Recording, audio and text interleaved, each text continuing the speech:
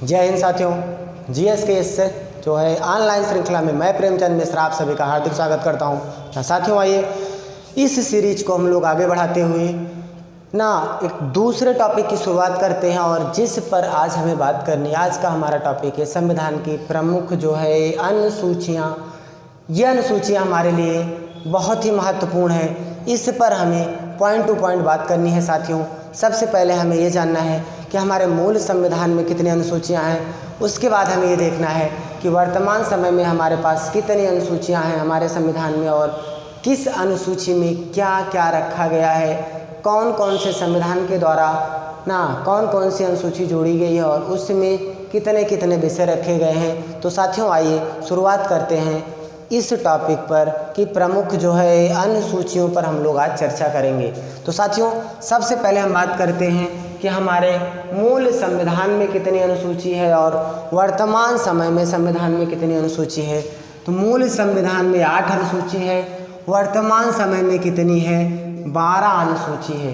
तो ये जो लास्ट की 4 अनुसूची है साथियों, ये हमारे लिए सबसे ज़्यादा महत्वपूर्ण है। तो आइए एक सीरियल से हम लोग बात करते हैं किस अनुसूची में क्या क्या है। तो सबसे पहले हम बात करेंगे पहली अनुसूची में साथियों।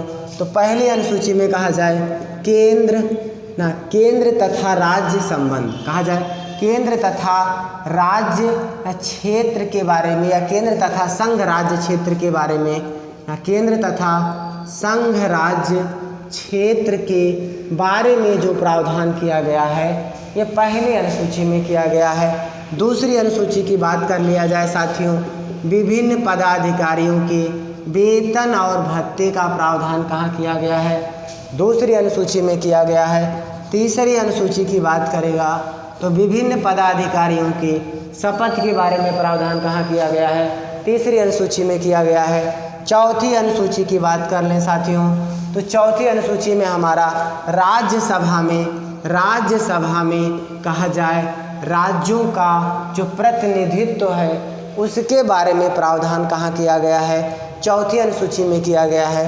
पांचवी अनुसूची की अगर हम बात करते हैं साथियों, तो एससी और एसटी प्रशासन के बारे में उल्लेख कहाँ किया गया है, तो ये हमारा पांचवी अनुसूची में किया गया है। साथियों आइए छठी अनुसूची की हम बात करेंगे। तो छठी अनुसूची में असम, मेघालय, त्रिपुरा और मिजोरम, कहा जाए असम, मेघालय, त्रिपुरा प्लस मिजोरम, यहाँ का जो जनजातीय क्षेत्र है उनके बारे में विशेष प्रावधान किया गया है कि उनका प्रशासन किस तरह से चलाया जाएगा, ये छठी अनुसूची में प्रावधान किया गया है। तो साथियों आइए इसके बाद हम लोग बात करते हैं 7वीं अनुसूची में हमारे संविधान में क्या सिस्टम दिया गया है।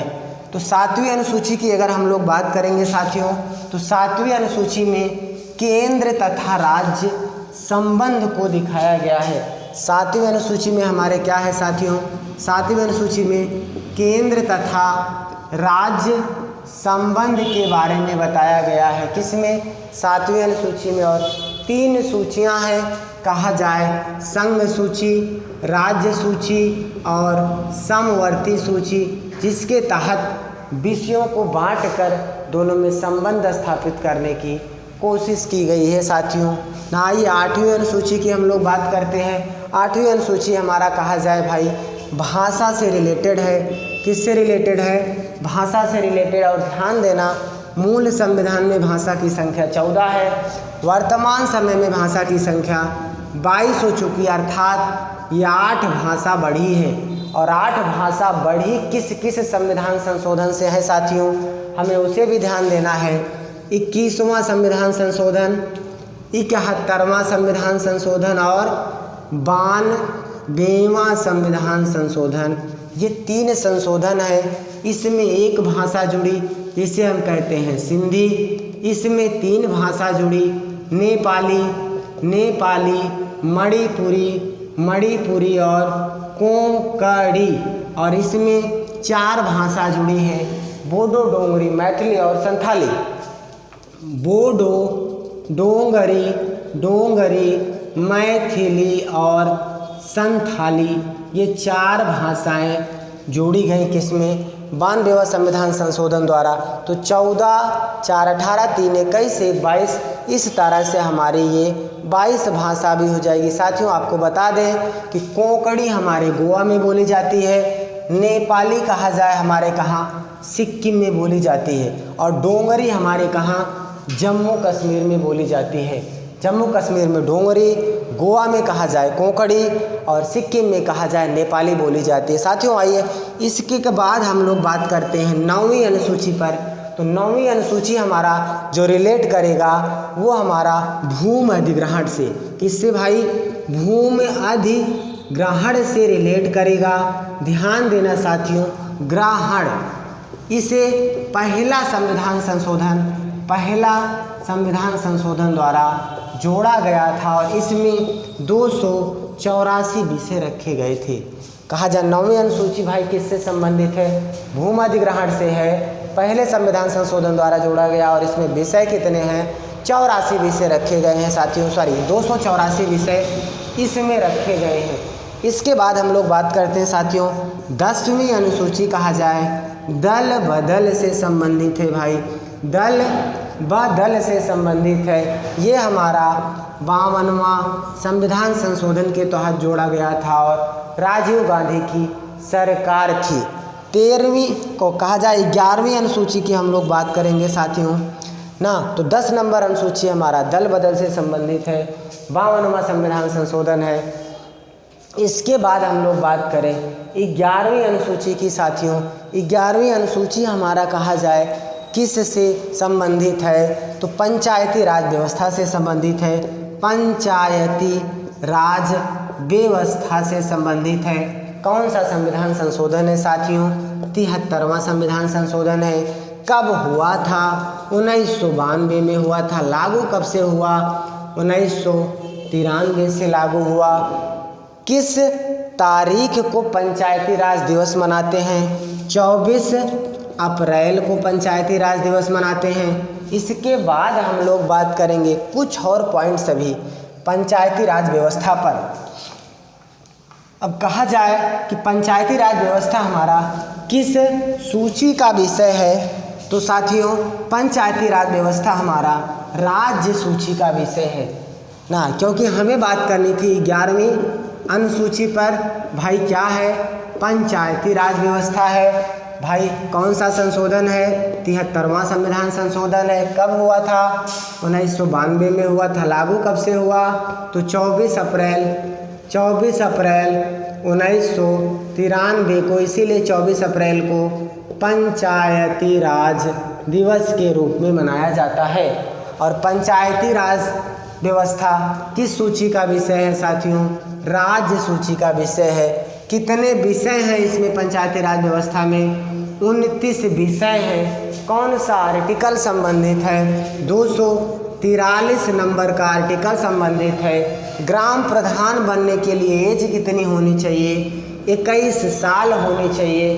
कहा जाए वोट डालने के लिए एज कितनी होनी चाहिए? 18 साल होनी चाहिए। ग्राम सभा किसके प्रति उत्तरदायी होती है? ग्राम सभा किसके प्रति उत्तरदायी होती है? कहा जाए ग्राम पंचायत किसके प्रति उत्तरदायी होती है? तो साथियों ग्राम पंचायत किसके प्रति उत्तरदायी होती है? तो ग्राम सभा के प्रति।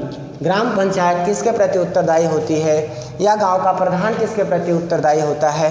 तो ग्राम सभा के प्रति उत्तरदायी होता है साथियों। इसके बाद हम लोग बात करते हैं हमारी 12वीं अनुसूची साथियों।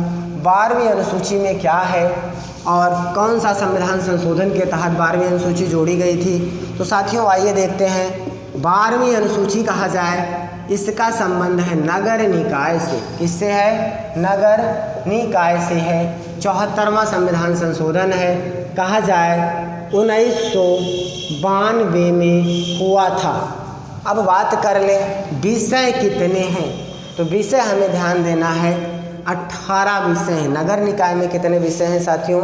18 विषय हैं। तो साथियों ये हमारा कुछ मुद्दा प्रमुख जो है अनुसूचियों से था, और जहाँ से हमारे लिए क्वेश्चन बहुत ही महत्वपूर्ण है पूछे जाते हैं किस अनुसूची में क्या है, या इस टॉपिक का संबंध संविधान की किस अनुसूची से है साथियों।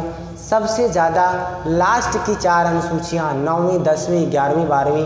9वीं में क्या है साथियों, भूमि अधिग्रहण है। 10वीं में क्या है, तो 10वीं में हमारा कहा जाए दल बदल है। 11वीं में क्या है, पंचायती राज व्यवस्था है। और 12वीं में क्या है साथियों, तो नगर निकाय है।